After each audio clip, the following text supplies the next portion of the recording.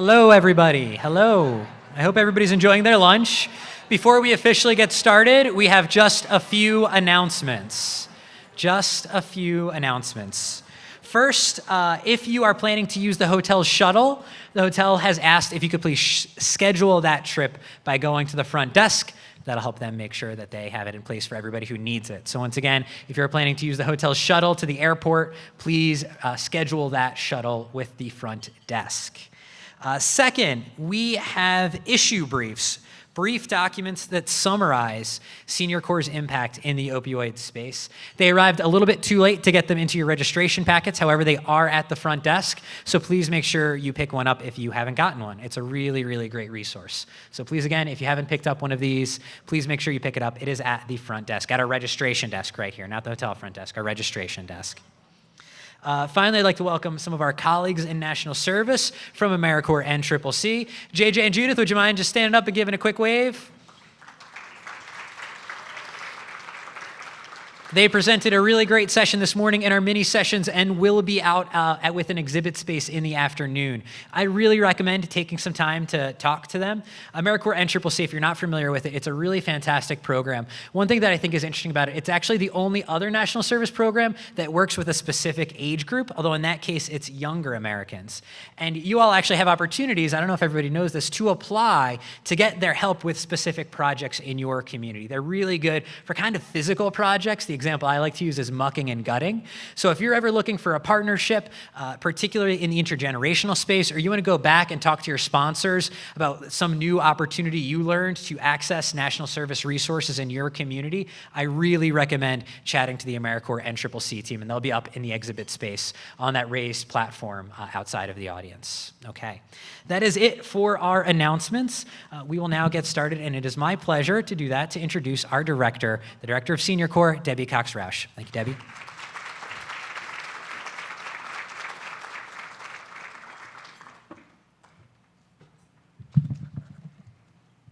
Thank you, Brian. Thank you.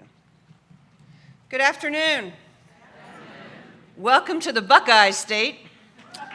And let me just say, it's good to be home. I'm from here. So let me see, how many do we have in the crowd from Ohio? Okay, let's see if we can do this. Are you ready? OH! I knew that would work. I was in Paris and I did that, and the guy across the street that had the O hat on knew to do IO. So seriously, it's great to be home, and it's very important that we are in Ohio for this session. In 2017, Ohio was ranked the second highest rate of overdoses in the nation. Last weekend, 9 deaths from overdoses occurred in Columbus, Ohio in just 24 hours. Yesterday, I was in Montgomery County doing some amazing site visits, so thank you to FGP, SCP, and RSVP and our partners. But Montgomery County is the largest overdose county in America. 5,000 people die a year in Ohio from opioid addiction overdoses. So those statistics probably aren't a great way to start this, but let me tell you, and you'll hear later, from Lance Robertson and Dr. McElroy, Ohio is becoming a model for action that's being taken against the opioid crisis. So there are reasons to pick Ohio today, and I'm glad we're back here to talk about this crisis. It's not only affecting Ohio, but affecting all 50 states across our country. Thank you for coming to the last of our 3 issue-based seminars that we've had this year. Many of you have already heard me say that the 3-seminar approach allows us to delve more deeply into issues that are of national priority and of high importance to inclusion of our portfolio. And while this particular seminar focused on opioids is the last, it is of equal importance, as I just told you, as elder justice and intergenerational programming, because it's an issue that affects the health and well-being of older adults in this country every day. In fact, last year, I read a study conducted by the University of Michigan. Yes, Ohioans, I said the University of Michigan. They did this study with AARP, which noted that over the prior 2 years, nearly a third of older adults had received a prescription for an opioid pain medication.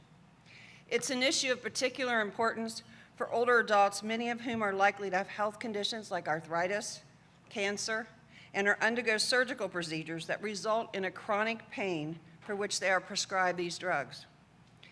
And that they are prescribed these medications without receiving enough counseling about the risks that come with taking them, how to reduce their use, or what to do with leftover pills. As I was reading this study, I was thinking that this is another reason why you and our programs are so valuable to our communities. You are helping to close the elder education gap by informing your volunteers and other older adults in your communities about the dangers of these drugs. Here in Ohio, RSVP volunteers are distributing deterra drug pouches and scheduling 30-minute informational presentations about drug abuse and addiction at local senior centers and drive-through flu clinics. Foster grandparents and senior companion volunteers have been trained by local anti-drug coalitions on how to recognize the signs of drug abuse by someone, and also someone suffering from a friend or family member using. Senior companion volunteers have had training on what to look for in the homes of their clients as far as possible drug overdose and or family or friends possibly using their medications. The senior companion clients were also provided access to drug disposal bags, as well as if there were no local drop locations available. You know, that brings up and highlights the importance of one of our collaborations, and that is with the Drug Enforcement Agency. Senior Corps partnered in their National Prescription Drug Take-Back Day because it helps these adults to properly dispose of expired and or unused medications. By the way, I do want to take a moment to thank all of you that participated in the Drug Take-Back Day in April, and remind you and have you write this date down. October 26th will be the next National Drug Take-Back Day. You know, with all of this said, I hope that during this seminar you will learn some of the other best practices and garner some ideas for other new opioid programming activities that your volunteers can support. I am so very, very proud of the work that you're doing. I can't say that enough. It is making an impact in your communities. But now I'm going to stop talking. I know that's hard to believe, right? But, you know, we have several guests here today, and I think they're going to highlight just why we are here. So I want to take a moment now to introduce our first speaker, and we're so appreciative that she is with us today. Our first guest is also a resident Buckeye and has a wealth of experience serving through local and state government, focusing on poverty programs and elder care issues. She is former chair of the Ohio Coalition for Adult Protective Services and served for 10 years as the Deputy Director of Education and Policy in the Office of the Ohio Attorney General, where she was managed the creation of the Ohio Elder Justice Initiative. She has also held key roles at the Ohio Department of Youth Services and the Ohio Department of Job and Family Services. Ladies and gentlemen, here to officially welcome us to Ohio, the Director of the Ohio Department of Aging, Ms. Ursel McElroy.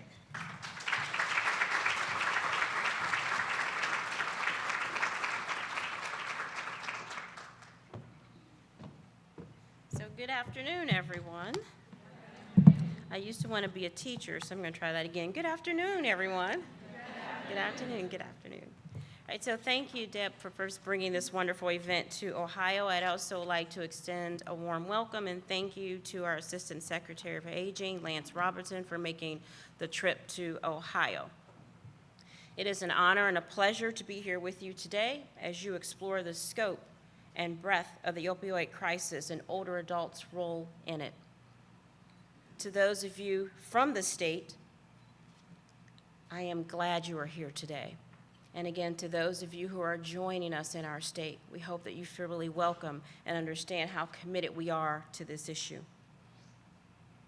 We're proud to have the 6th highest number of older adult residents in the nation. And our population continues to grow in both number and age. Today, nearly 2.8 million Ohioans are aged 60 and older, which makes up 24% of our state's population. And in just over a decade, we project that we will have more than 3 million older adults aged 60 and older. That will take us to 26% of our population. Our aging population comes with many challenges, but also great opportunities. And we firmly believe that older adults are an integral part of our society. Communities must think about them not just as a group that might need assistance, but as individuals who are rich with values and abilities. When they do so, they benefit from their tremendous potential, and we know that very well here within Ohio. But this is no less true when we talk about the opioid crisis. According to the CDC, Ohio had the second highest number of opioid-involved overdose deaths per capita in 2017. Nearly 4,300 Ohioans died from overdoses. Overdoses from synthetic opioids such as fentanyl and carfentanil were up 53% in the same time period, according to the Ohio Department of Health. Further, between 2002 and 2016, prescription misuse increased 66% for those who are aged 50 to 64 and more than doubled for those aged 65 and older. These factors create a three-pronged threat for older adults. The first is since they are 3 times as likely to be prescribed opioids, older adults are also more likely to misuse them and suffer the adverse effects. Body changes as we age put older adults at higher risk of sedation, respiratory depression, confusion, falls, toxicity, and overdose. Second, older adults can inadvertently or intentionally become part of the illicit drug trade. They are attractive targets for criminals looking to steal their medications, money, and assets. And we are hearing stories of how some older adults are selling their medications simply to meet many of their other needs. Finally, many older adults face the reality that their adult children are addicted. The tragic stories are far too common, and as parents, we all worry about them, and we want to do what we can to care for them, and we continue to care for them even when our children are grown. And sadly, what this means is that too many older Ohioans are living trauma-filled days and nights because of their addicted children. The other tragedy is the impact on their children's children, who too often need a safe, loving home that the parents are unwilling or unable to provide. And so we have many kinship care concerns. But we know that volunteers can certainly be a part of the solution. And we applaud the Corporation for National and Community Service, which has invested millions of dollars targeting the opioid epidemic. They have awarded more than $14.9 million in opioid-related AmeriCorps and Senior Corps projects. These involve 1,800 AmeriCorps members and Senior Corps volunteers in all 50 states. We are proud to have 29 Senior Corps projects in Ohio. And last year alone, Ohio's foster grandparents tutored and mentored 3,400 young people. Ohio Senior Companions helped 1,100 seniors live independently. And our RSVP volunteers strengthened the impact of 500 organizations across the state. In Ohio, the Department of Aging, as the designated state unit on aging, collaborates with Senior Corps and other organizations to leverage supports and to make a larger impact. And for those of you in other states, if you're not already working closely with your state unit on aging and your area agencies on aging, I strongly encourage you to explore these relationships. Together, we can do amazing things. Here in Ohio, some of our examples include a partnership with the Department of Aging and the Department of Education to support Project More. This collaboration provided more than 3,600 mentoring sessions for at-risk young readers. It enjoyed a 96% success rate. Examples also include an effort with Shawnee State University in Southern Ohio to provide the music and memory care intervention to 165 veterans in the community.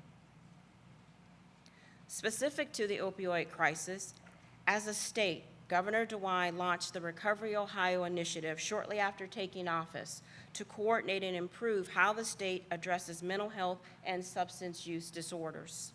Through this initiative that involves many members of his cabinet, cabinet agencies are taking a multifaceted approach to aggressively address this epidemic, ranging from treatment and recovery supports to prevention and harm reduction, as well as stigma, and working to increase our workforces that support the prevention and recovery efforts.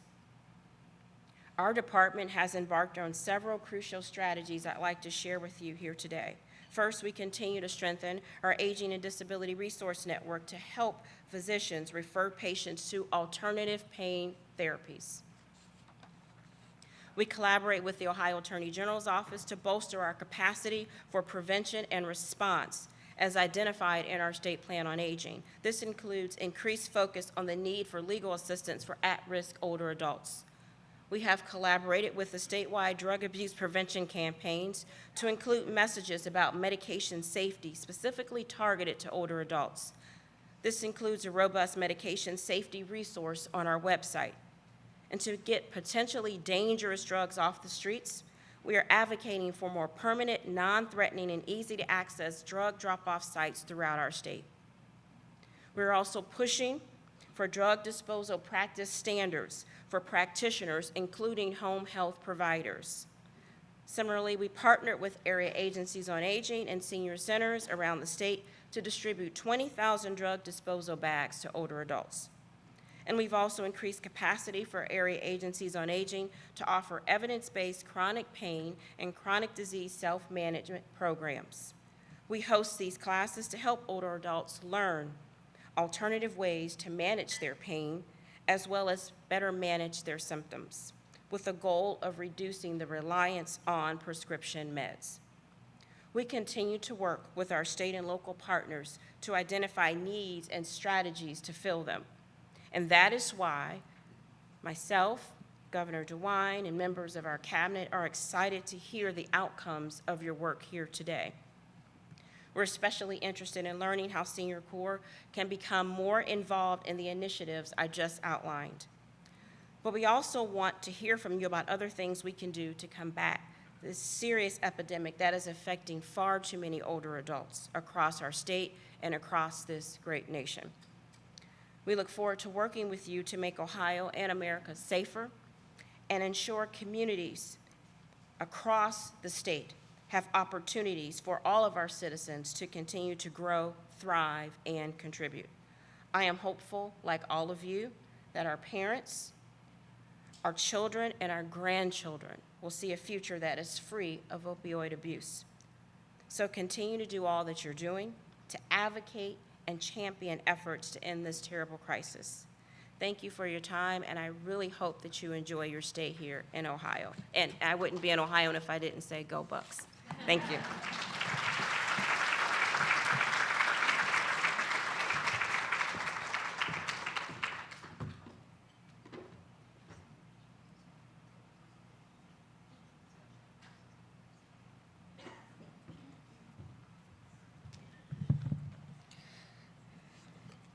So thank you, Director McElroy. It's so important, and we're so glad for the collaboration we have with the Department of Aging here in Ohio.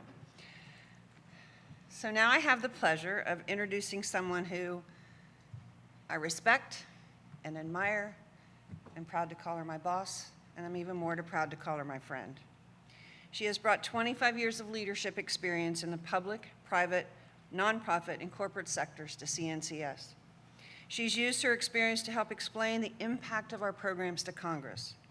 Over the past couple of years, she has seen many of our Senior Corps and AmeriCorps programs at work. So she recognizes the importance of national service and volunteering to the lives of everyday Americans. To that end, she works diligently to ensure that everything we do, our policies, our practices, our procedures, are designed to help to strengthen volunteering and national service nationwide.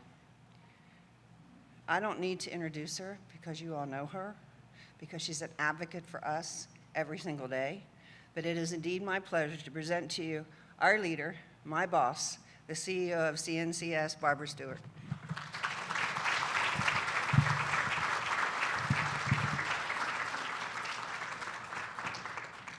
You are too kind. Thank you. In addition to that wonderful, very generous introduction, Debbie wasn't picking up things off the floor. She was embarrassingly moving a little box over because I am vertically challenged. So I always say it's fine to not stand on a box, but I understand if I do, all you can see is about the top 3 inches of my head. So thank you, Debbie. And thank you especially for being such a wonderful colleague. As all of you know, Debbie is an amazing leader of Senior Corps, and her passion for her work and for the work that you do is so infectious. It's a joy every day to see her and to get the updates on the kind of really fantastic work you are doing and the impact that you're having throughout the country. So a huge thank you to Debbie, to her team, and really a huge thank you to all of you for making the vision of Senior Corps a reality. So it's great to have you all here in Ohio. I am, in fact, a Chicagoan, but I feel kinship with Midwesterners. So it's a pleasure to be amongst those of you who are from Ohio, those of you who are from the Midwest, and those of you who are from throughout the country. It's great that you took the time and made the effort to travel here today to focus on a really important topic and, frankly, a really difficult topic. You know, we work in a lot of programs that are important, impactful. Some of them are more uplifting. I'm sure that all of you have fantastic stories of the lives that you and your volunteers have touched, the people who have been, whose circumstances are so much better because of your programming. We're just really grateful for all the work that you're doing. So thank you, a huge thank you for taking the time to come here and learn more about what we're up to, and to share and exchange with one another on what we're doing in the opioid space. In addition, I'd like to welcome Lance Robertson, who is the Assistant Secretary for Aging at the Department of Health and Human Services, who's going to be joining us just here in a minute. He also serves as the administrator for the Administration for Community Living. He has been a fabulous partner with us at CNCS, and later today will be signing a memorandum of understanding. So we're really grateful that he took the time to come and join us all this afternoon. As I mentioned, our topic today is a serious one. Starting in 2014, for the first time really ever, we've started to see a decline in the average age life expectancy of an American. And while a number of issues may have contributed to that, one that is clearly the standout issue is opioid addiction. The opioid addiction epidemic has crippled communities throughout our country. And sadly, in our host state here in Ohio, really communities here have been at the forefront of the crisis. As Debbie mentioned, in 2017 alone, the state had the highest opioid-related deaths in the country.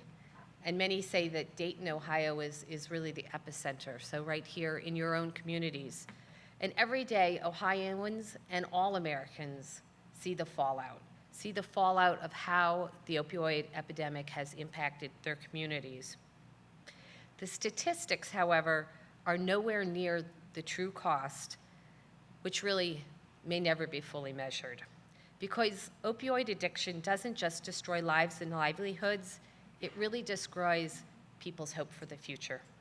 And each and every victim of opioid addiction has had part of that stripped away from them. President Donald Trump has made combating opioid addiction a cornerstone of his administration.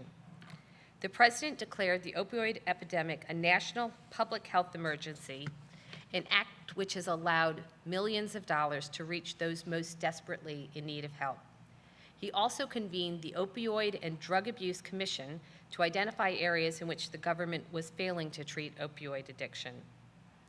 I applaud the president for his commitment to this cause, and I'm optimistic that together and with the state, local, and federal branches of government, we're going to make an even greater commitment to address the opioid addiction in America.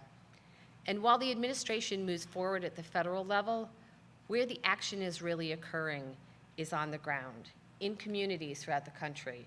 And that's where Senior Corps volunteers have had such an impact. So thank you. Thank you for all that you and your volunteers are doing.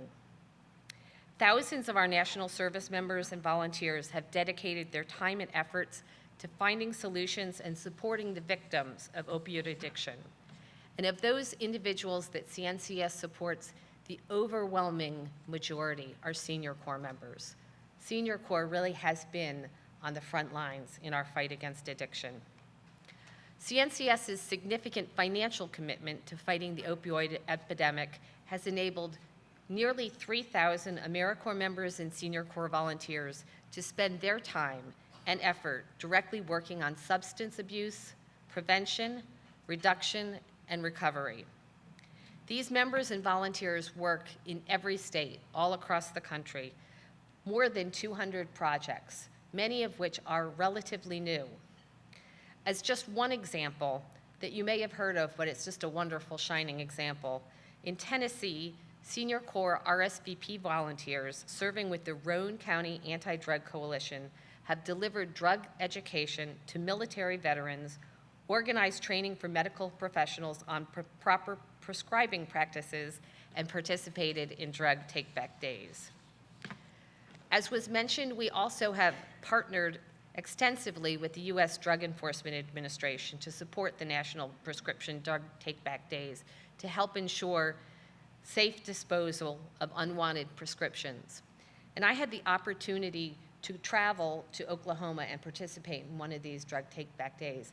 How many of you have had the opportunity to engage in one of these? Okay, so many. That's great to see. You know what I'm saying when I say it's really remarkable the pounds and pounds and pounds of these pills that are turned in. And when you think about the impact that any of those drugs could have on individuals, it's really quite frightening. And so getting that kind of medication off the streets is really important. And that's one of the many projects that Senior Corps has taken a leadership on. I also would be remiss if I didn't mention that our partnership with the Drug Administration on these take-back days was at the initiative of Debbie Cox-Roush. So I think we all owe her a debt of gratitude for getting the ball rolling on that. So thank you, Debbie.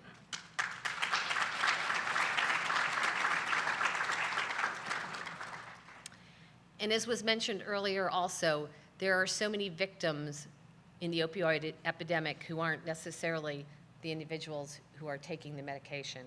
And by that I mean the young people, the children of those who are suffering from addiction. There's a really tragic statistic that in the counties where the opioid addictions problems have been greatest, there are enormous increases in the number of young children who are going into foster care. And I would guess that everyone in this room knows of a family where grandparents are taking care of their grandchildren because a family member is no longer able to be a parent. They're unfortunately dealing with the consequences of their addiction. These young children are also often the most vulnerable, susceptible to opioid addiction themselves. And so it's extremely important that all our programs, and Senior Corps again has been on the front lines of this, continue to work with children, addressing their needs. Our foster grandparent program is a great example of that, where our Senior Corps members are engaged with children and helping them out, often individual children who've been so impacted by family disruption as a result of the opioid epidemic. So one of the ways that we can end this blight is to make sure that subsequent generations have the tools to fight it. And that is also an aspect of our foster grandparent program, our RSVP programs, providing children and families with the tools to fight back. So I want to end by thanking all of you in this room. All of you are on the front lines, as I said earlier. You're leading programs that make a huge difference in your community, a huge difference in the lives of both those addicted to opioids currently, those who have overcome their addiction, and the families that are being impacted by this terrible scourge. If we follow the example of our wonderful Senior Corps volunteers, I really think we're going to save future generations from having to fight these battles themselves. And so again, I'm really grateful for all that you are doing to address this issue. Very grateful that you've chosen to come and spend a couple days in beautiful Columbus, Ohio, learning more about what works and what doesn't work in opioid programming space. So thanks so much for having me with you this afternoon. I appreciate the invitation.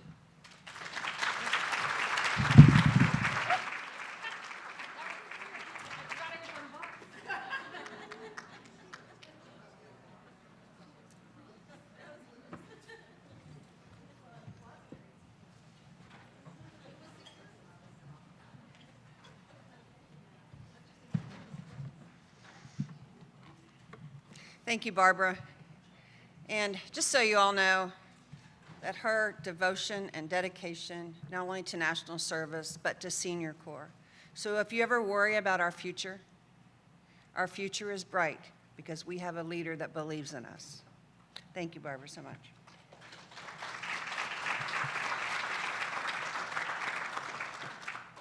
Our next speaker is someone whom I've known for the past 2 years, and from our very first meeting, he let me know what a huge supporter he is of our Senior Corps programs. His extensive history of leadership in the fields of aging and disability began in Oklahoma, where for 10 years he was the State Director of Aging Services for the Department of Human Services. Prior to that, he spent 12 years at Oklahoma State University, where he not only co-founded the Gerontology Institute, but also served as the Executive Director of the nation's largest regional gerontology association. As the ACL administrator and the Assistant Secretary of Aging, he directs the Federal Interagency Elder Justice Coordinating Council, which I happen to be a member of. It's a permanent group of federal agencies and departments across the federal government that collaborate to address elder justice issues nationally. And let me just share with you that since I first arrived, he has not only said he was a supporter of Senior Corps, but he has proven it time and time again. As chair of the Elder Justice Council, he never misses a moment at the meetings to highlight the work that you're doing in the elder justice space. And he joined us in May at our Elder Justice Seminar in DC. We try to meet regularly, but our last few schedules haven't aligned quite, but we're gonna meet again in August, but we do collaborate together on a monthly basis. And from his office, he also oversees a wide range of issues affecting older adults. So he's with us again today at our request to talk about older adults and opioids. The Administration for Community Living and the Department of Health and Human Services have a plan for how they are tackling this issue, and he's going to share with us today about what they're doing. So I'd like you to welcome a very big supporter of Senior Corps, and allow me to introduce to you a good friend, our Administrator Lance Robertson.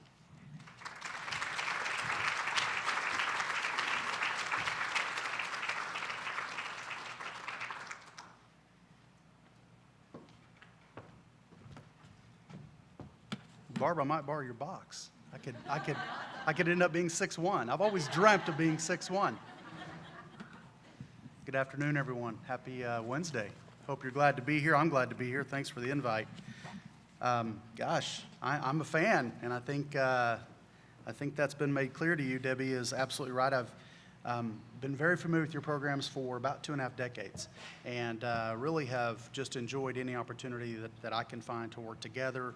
Very excited about this MOU that we're going to sign, which again, I think symbolizes a real commitment for us to, as two different federal agencies, work together across issues that we all find to be of common value. I was at the May convening, which again was focused on elder justice. I enjoyed that. It was good to see many of you there. And again, I just can't thank you enough for the work that you do each and every day. I know there are days where it's less rewarding than it ought to be. I know that there are days that you really have to work hard to get to the end of that day and accomplish the things you want to. But I just want to tell you how grateful I am, and that you can count on the support of the Department of Health and Human Services, and specifically the Administration for Community Living, to continue to partner and support your critical work. So today's theme, as has been introduced, obviously we're going to talk about the opioid crisis, which is incredibly serious. I want to do very quickly my brief remarks, 3 things. I want to talk to you about, again, how it's impacting our nation. Secondly, what the federal government is doing, particularly at HHS, but then also some examples from states and communities that I think are really getting a good handle on this, particularly around the impact it has on older adults and people with disabilities. And then close with just, again, a call to action. What can we all do individually and respectively in our own communities to help battle this crisis? So as all of you know, the opioid public health crisis really is just so incredibly widespread and so deep-reaching that it has impacted virtually every community in America. You've heard a number of statistics already, and some of this may just be a reminder for you, but we have had, over the past year, nearly 50,000 people die in our country because of opioid overdose or some related cause. What you may not know, and to put that in perspective, do you happen to know how many people died in a car accident last year? 37,000. So really think about the comparison between 37,000 folks dying in an automobile accident, which I had naively thought was probably the highest taker of lives in America, and actually it's the opioid crisis. Ohio here, 5,111 folks, tragically. That's about 11%. And that really is something that, regardless of the raw number, the reality is if you lose one person in your community, that's too many. That's one too many. So again, while the numbers are there, and certainly as federal agencies, we do focus on that, data is critical, we also can appreciate how the loss of a single family member is, again, just one too many. The human and economic toll of this opioid crisis is enormous. We also know that it impacts people of all ages. It doesn't matter if you're wealthy or not, doesn't matter what race or where you live. This is certainly a problem for everyone. Now, I will say that older adults are uniquely impacted, and Director McElroy covered a couple of different reasons why, and I'll kind of restate those for you. But before I do, though, I'm just always pleased to point out some things you may hopefully know that Senior Corps is doing, but I've got, as one of a couple examples right here, in terms of some of the important work that CNCS is doing in this space. CNCS has invested more than $27 million in opioid and substance abuse-related AmeriCorps and Senior Corps projects. 2-year investment that supports 2,800 AmeriCorps members and Senior Corps volunteers in 210 projects across the entire country. And last year, 680 Senior Corps volunteers participated in those drug take-back events that you heard about, as well as helping distribute drug prevention information. An example given to me from the state of Montana, where you had 17 different Senior Corps projects that helped distribute 100,000 medication disposable bags. Yeah, excellent, very good. Anybody from Montana? Are you guys from Montana? Woohoo, you're proud of your state, I'm glad. Sometimes when I speak, I ask people, hey, you know, who's from? And people are kind of shy. You need to be proud of your state, right? O-H? Oh, I did it. I didn't know if I could do it right or not. I didn't want to mess that up and get chased out of town. And you are from Oklahoma, so you know. Yes, see, I'm from the other Oklahoma state. I spent all afternoon yesterday afternoon with a project on Ohio State's campus. So I said OSU a lot and had to keep reminding myself it wasn't the same OSU. But anyway, a good call out for the state of Ohio. Spent some time here last fall on this issue up in northern Ohio, and just so proud of the work that's happening there. I think Ohio is to be commended for its commitment in tackling this crisis. But when I was up there last fall, I learned about a collaboration between the Area Agency on Aging in Northwest Ohio, one of the area agencies on aging under Director McElroy's partnership, and they're working with the local sheriff's office and Bowling Green State University to really kind of at a community-based level do work around preventing opioid abuse among older adults. And it's really, again, it's a localized strategy. It's pretty unique, but I think it is a real shining example of how when we make this issue our own, collaborations tend to flourish. So I'm proud of the work that they're doing. They've done some educational trainings. They've trained, as an example, 1,000 folks up in that Northwest region about, you know, what are the indicators that you need to look for when you come across a situation potentially where an older adult is struggling with an opioid addiction. Secondly, and I would almost argue as critically, how do you initiate that conversation? You know, one part of the challenge is identifying it, but then you have to address it. And that doesn't end up being often as simple as you may think. And then finally, where are those resources? So that group also is doing a lot of peer-to-peer educational work, which I think is excellent. And RSVP volunteers are being trained to present to their peers, civic groups, and churches. And by the way, I think the faith-based community has a real opportunity here to help us out. We've talked a little bit about kind of that psychological impact and how medications impact older adults both psychologically as well as physically. The good news is, as we know, guys, if an addiction is there, we have effective treatments and recovery is possible. So it is not a lost cause. As a matter of fact, we just at HHS released data yesterday, and I'm proud to tell you that we have now seen a 5.1% reduction in the number of deaths related to opioids. And it's because the strategy that we've implemented under this administration is now working. We knew going into it a year and a half ago that any strategy takes a while to really begin working. But to see a 5.1% drop really is a testament to the plan. So let me tell you quickly about the plan. As has been referenced, the opioid crisis is a presidential priority. It's also a big priority for my boss, Secretary Azar, who runs the $1.6 trillion Department of Health and Human Services. So what we have done upon declaring it a nationwide public health crisis, which is critical, that there are a lot of positives when you're able to do that in terms of resource access. But our strategy involves 5 things, and you can find this on our website, hhs.gov, but I want to call it out for you today because I think you'll see not just the simplicity, but the reality of how being effective in all 5 spaces will make a difference. So our HHS strategy involves improving access to prevention, treatment, and recovery services. It also involves increasing the availability and distribution of overdose reversing drugs like naloxone.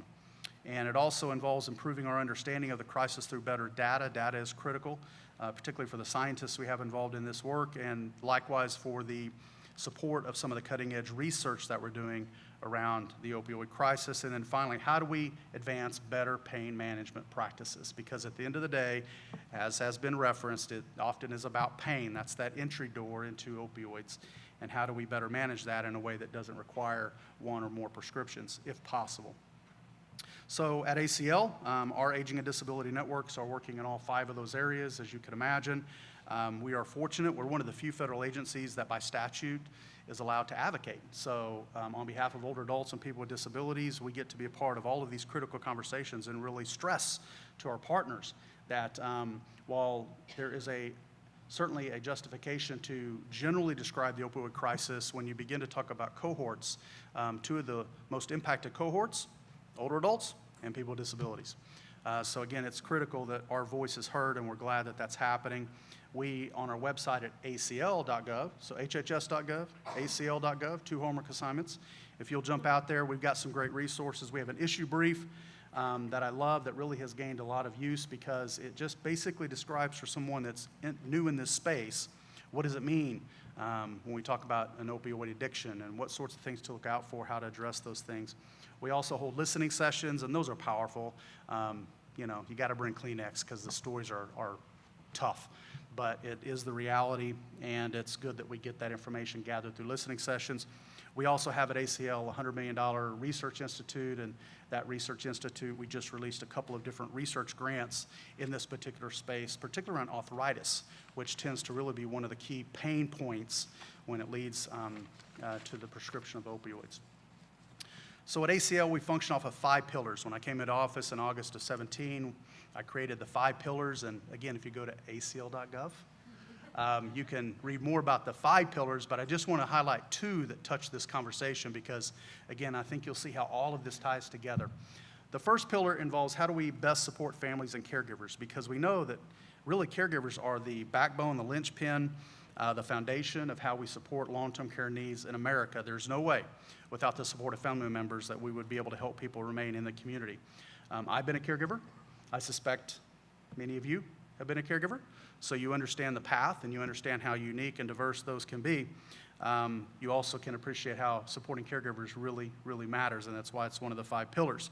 Part of that conversation, though, does involve, as has been referenced, grandparents raising grandchildren. Another thing that I'd like for you to know about me is I was raised by my grandparents. Anybody else raised by their grandparents? Yeah, proudly in the back of the room. We have to acknowledge the fact that here in America we have 2.5 million children who are being raised by their grandparents. And when you begin to dissect the reasons why, a large reason and a continually growing reason is because of the opioid epidemic. So we are at ACL, based on the president signing and supporting into law the Grandparents Raising Grandchildren Act, we at ACL are standing up a federal advisory council. And I suspect that as we begin to identify, promote, and coordinate what resources are out there, we are definitely going to early on have a conversation about opioid impact when it comes to the grandparents raising grandchildren issue. The second of the 5 pillars that I'll point out that touches, again, very directly this conversation has to do with protecting rights and preventing abuse. That was the theme of your May convention, and thank you so much again, Debbie, for focusing on that. That's, again, such an enormous issue. Far too many people, particularly older adults, wake up in the morning and they wonder, are they going to be abused, exploited, neglected that day? And that's a crime. Shouldn't be that way in America. So certainly it's a focus for us. Data tells us about 1 in 10 older adults are abused. I think that's underreported. I think it's a higher number than that. We also know that 4 in 10 older adults are victims of financial exploitation. So again, these are big. This is a big issue. These are big data points for us to appreciate, and certainly it can happen to anyone. No one is immune from the risk of being abused, exploited, or neglected. The opioid crisis, though, of course, as we all would agree, puts older adults at even greater risk of abuse. And as Director McElroy mentioned, there are a number of reasons. They are certainly targets because of the number of prescriptions many of them have in their medicine cabinets. We often see a lot of domestic disturbances that are caused by family members with opioid addictions who are in some way targeting an older loved one. And in some cases, we have sad tales of older adults being evicted because of some sort of domestic disturbance-related issue that ties to opioids. An addiction also, of course, can drive family members to target the life savings of older adults to pay for these drugs and to become violent if denied. Quick story.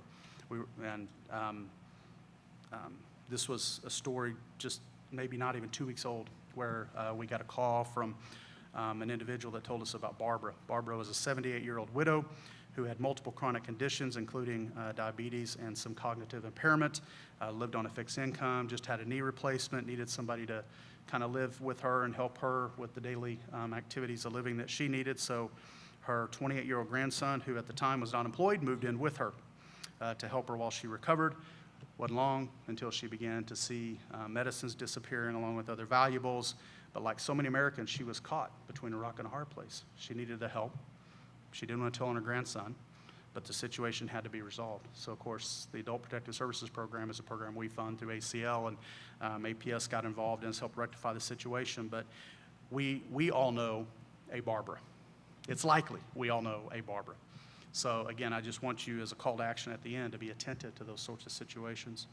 One more shout out, though, to a Senior Corps example. Senior Corps, and this may have been what you were referencing, Debbie, as far as the Department of Justice partnership, or Barb, you might have been, you mentioned DEA, right? Drug Enforcement? Okay.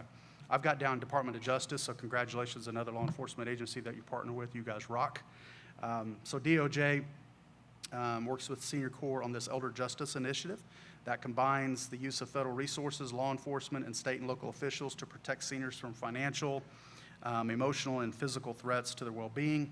This initiative leverages more than 200,000 volunteers serving through foster grandparents, RSVP, and senior companion. I just love that. Senior Corps, again, just is able to educate groups and be eyes and ears on the ground. I think all of that is outstanding. Kind of wrapping up, I want to stress to you also the work that we do around evidence-based programming. In the federal space, it's all about evidence-based work and making sure that we are investing our dollars wisely. We do a lot of work in disease prevention and health promotion programming, which again makes sense. What can we do to equip an American to be healthier, make better choices, and therefore cut out costs or prevent pre-institutionalization, those sorts of things. We do have a program around chronic pain. We have a chronic disease self-management program with the focus on how people can live through and with chronic pain. And I have to say that, and Director McElroy hopefully knows this, Ohio is kind of a leader in this space. Ohio really has done a great job in implementing this program. And a matter of fact, they've now expanded it recently statewide, and they're offering these pain management, chronic disease programs in health centers, senior centers, area agencies on aging, and in partnership with the Veterans Administration. So again, another example of how at the state level, we gave you a couple community examples at the state level, you guys are serious about this, and again, I'm so very grateful. So let me then wrap up by just stressing that we all have a role to play in this conversation. If the opioid crisis is to be sufficiently snuffed out, it's going to take every single one of us. And just like we talked about in May with the elder justice issue, we have to make it personal. I think that if you were to really give it some thought, there is likely a family member or friend that you know that is in some way being impacted by the crisis, whether they themselves are addicted or they're battling a family issue that is connected to that. So, my hope is that you will be a resource champion for them, that you will be bold, and that as you see that struggle, you'll lean in and you'll help direct them towards resources. A great place to start is this great website called acl.gov. I've already mentioned it now, that's my third time. If you'll send them to acl.gov, we have resource specialists that can help them. Now, as Director McElroy knows, we also have at the local level, so proud to give a shout out to the Aging and Disability Resource Consortium. We have local specialists too, so there's all sorts of points of entry for help. The reality is in America, guys, we got to step up and make sure that people are lovingly walked to that help point, okay? So again, that's what I would just ask of all of you, and it's actually pretty simple, and Debbie made mention of this. There are a lot of people who are prescribed medications, they don't know how to use them safely, and they don't know what to do if they don't take them all. Those are two things that we can quickly learn about what resources are available and help direct those individuals. It's all about, again, proper use and then also proper disposal. Thanks for promoting the next Drug Take Back Day. That is, I went to one earlier in this year, and Debbie's right. If you haven't seen what that experience is like, you will be astonished at the number of pounds of unused medicines are collected and properly disposed of, which is excellent. But you have to acknowledge that what we take back is a fraction of what's out there. So again, that's where I think we can all help. So I'm proud of you guys. Debbie wasn't just being overly gracious when she said at the beginning how much I love CNCS, how much I love Senior Corps. Grateful for the work that you do. Love you guys. Keep it up. Okay, thanks so much.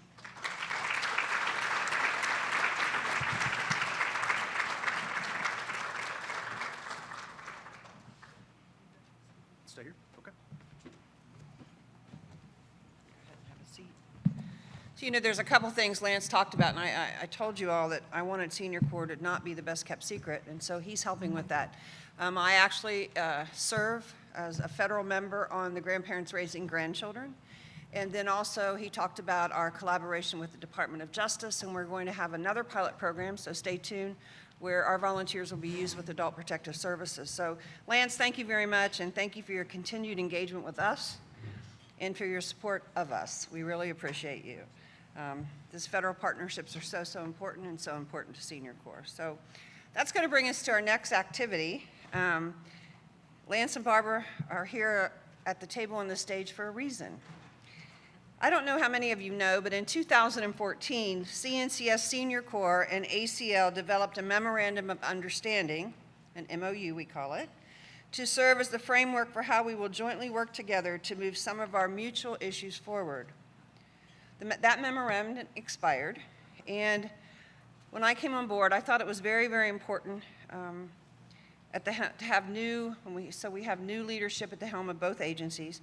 We thought it was appropriate to bring that MOU focusing on our current issues with our new leadership. And since we are lucky enough to have both of you here today, which is really lucky, we thought it would be a perfect time to sign our new agreement. So Lance and Barbara, in front of you, you have a copy of the Memorandum of Understanding between ACL and Senior Corps, and if we could get you to sign those, and we'll do some pictures.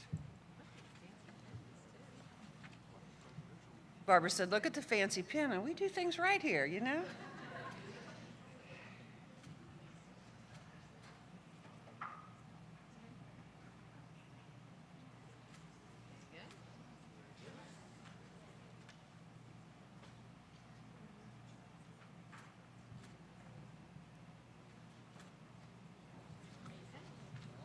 Sign? Yeah, you can. Do what?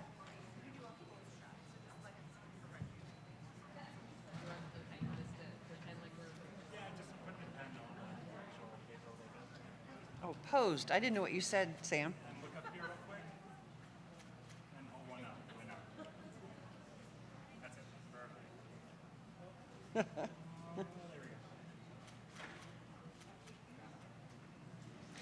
So the signing of this MOU formalizes the collaboration between our two agencies, a collaboration that began a long time ago and has proceeded smoothly and fruitfully.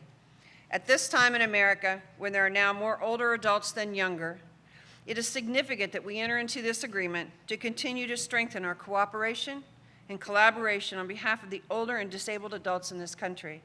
I want to thank Administrator Robertson and, of course, Barbara, our fearless leader, for agreeing to continue to boost our activities and to support these individuals. So that brings us to the end of the session. I'm looking forward to attending some of the workshops this afternoon. I hope you all have read the descriptions because I think our afternoon workshops really address this issue. Brian, are you in the room? Do you have any announcements? Brian doesn't have any announcements. That's like pretty good. So I thank you all, but I encourage you back in this room at 4 o'clock. This afternoon's plenary will be just as amazing as this one. So thank you so much. Thank you very much. Thank you.